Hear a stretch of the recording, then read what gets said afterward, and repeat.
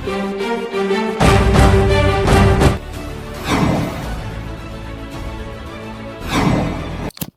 स्वागत है आपका। मेरा नाम है विपिन बेबाक। मेरे साथ मेरे सहयोगी शादाब रिजवी। धन्यवाद सर।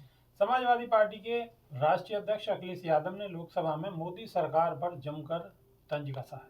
उन्होंने वित्त मंत्री को निशाने पर लेते हुए कहा है कि पॉपकॉर्न में जीएसटी का हेर फेर हो गया है, कहीं मखाने में न हो जाए। इसके अलावा सभा प्रमुख ने प्रयागराज महाकुंभ की व्यवस्था, पीएम मोदी के अमेरिकी दौरे समेत अन्य विषयों पर भी कटाक्ष किया है। अखिलेश यादव ने प्रयागराज महाकुंभ की अव्यवस्था में कथित खामियों और कई स्थानों पर यातायात जाम होने का हवाला देते हुए मंगलवार को लोकसभा में कहा कि वहां की तस्वीरें देखकर सनातन धर्म को मानने वाले हर व्यक्ति को बहुत दुख पहुंचा है। उन्होंने लोकसभा में केंद्रीय बजट पर चर्चा में भाग लेते हुए यह आरोप भी लगाया कि उत्तर प्रदेश की डबल इंजन सरकार डबल ब्लेंडर कर रही है। भारत को विकसित राष्ट्र बनाने के लिए बजट में कोई रोड मैप दिखाई नहीं देता। सभा प्रमुख ने अमेरिका से वापस भेजे गए अवैध भारतीय प्रवासियों को लेकर कहा, क्या पिछले 10 बजट इसलिए बनाए गए थे कि दुनिया ये देखे कि भारत के लोगों हाथों में हथकड़ी और पैरों में बेड़ियां बांधकर भेजे गए हैं। प्रधानमंत्री नरेंद्र मोदी के अमेरिका दौरे का हवाला देते हुए कटाक्ष किया, पिछली बार हीरा लेकर गए थे, इस बार हो सके तो सोने की जंजीर लेकर जाइएगा, हो सके तो कुछ और लोगों को वहां से किसी दूसरे जहाज में अपने साथ लेकर आइएगा। पूर्व मुख्यमंत्री ने कहा है कि एक दूसरी तस्वीर महाकुंभ में दिखी जो सनातन को मानने वालों को दुख पहुंचाने वाली थी। प्रयागराज में लोगों को परेशानी का सामना करना पड़ा और 300 किलोमीटर जाम में लोग फंसे रहे। भाजपा की तरफ से पार्टी कार्यकर्ताओं से अपील की गई है कि वे लोगों की मदद के लिए आगे आएं। उन्होंने सवाल किया है कि क्या ऐसी तस्वीरें होनी चाहिए जिसमें आप यातायात नहीं संभाल पा रहे हैं। चांद पर पहुंचने का क्या फायदा जब जमीन की समस्याएं नहीं दिख रही हों। अखिलेश यादव ने कहा कि देश में अब भी 80 करोड़ लोगों को मुफ्त राशन देना पड़ रहा है। क्या यही विकसित भारत की तस्वीर है? ये बजट 4 इंजन वाला है। लगता है एक के बाद एक इंजन खराब होते गए, इसलिए 4 इंजन लगाने पड़े। उत्तर प्रदेश की डबल इंजन सरकार डबल ब्लेंडर कर रही है। किसानों की आय दोगुना करने का सपना दिखाने वाली सरकार के पास कोई रोड मैप नहीं है। पूर्व मुख्यमंत्री ने वित्त मंत्री निर्मला सीतारमण के एक बयान का हवाला देते हुए कटाक्ष किया है कि जैसे पॉपकॉर्न में जीएसटी का हेराफेर हो गया, कहीं मखाने में न हो जाए। उनका इशारा बजट में बिहार के लिए मखाना बोर्ड के गठन की घोषणा की तरफ था। शादाब रिजवी, अखिलेश यादव के सुर बिल्कुल उग्र है। बिल्कुल, देखिए आक्रामक होना इसलिए ज़रूरी है क्योंकि मखाने की इस टाइम जो कमी चल रही है, किल्लत चल रही है और मखाना का व्यापार बिहार के अंदर बिल्कुल ठप होता जा रहा है। सरकार इस तरफ ध्यान नहीं दे रही है। सरकार एक तरफ ये तो बता रही है कि अगर आपको मीठे पॉपकॉर्न खाने हैं तो उस पर जीएसटी ज़्यादा देनी पड़ेगी, और नमके पॉपकॉर्न खाने हैं जिसके अंदर बटर होगा उस पर कुछ कम जीएसटी देनी पड़ेगी, और बिल्कुल अगर बिना बटर के हैं और सादे पॉपकॉर्न हैं तो उस पर कम जीएसटी देनी होगी, लेकिन जीएसटी उन पर भी देनी होगी। खुश होने की कोई ज़रूरत नहीं है। सादे हों तब भी जीएसटी देनी होगी, लेकिन जीएसटी के जो स्लैब्स हैं वो बदल जाएंगे। आपके जायका अनुसार आपकी जो जीएसटी है उसके टैक्स के स्लैब्स बदल जाएंगे।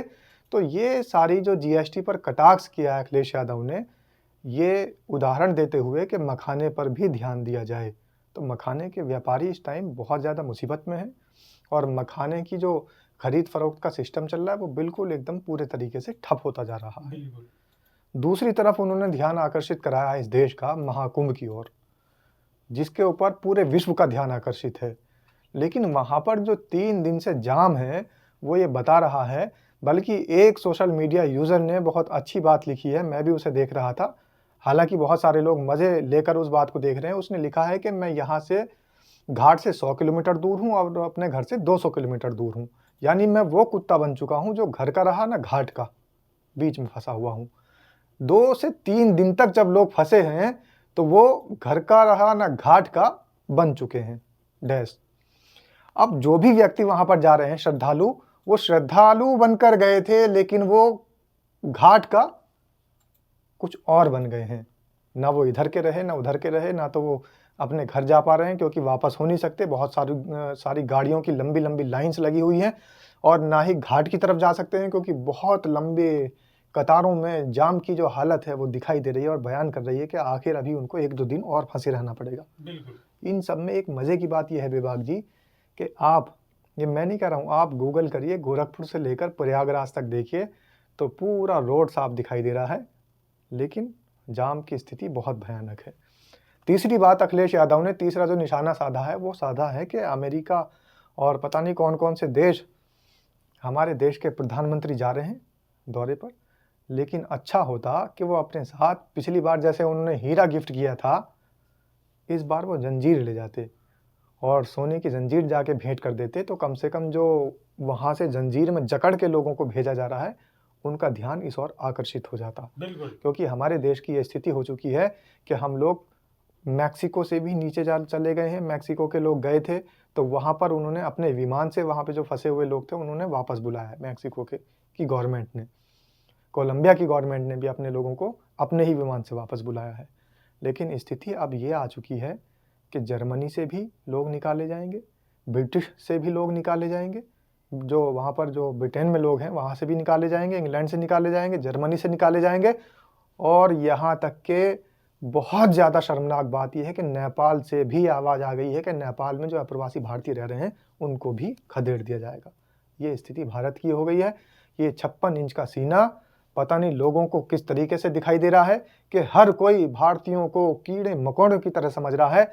चारों ओर विश्व के अंदर बड़ी बेइज्जती इस देश के नागरिक की हो रही है। बिल्कुल बिल्कुल। सब जगह बस एक ही बात का सुर बिगुल बज रहा है कि आखिर जो विश्व गुरु करने वाली बात थी, विश्व गुरु तो बहुत दूर की बात है, अपनी इज्जत बचानी भारी पड़ रही है, लोगों को अपनी लंगोट संभालनी भारी पड़ रही है। लोगों को लंगोट संभालनी भारी पड़ रही है।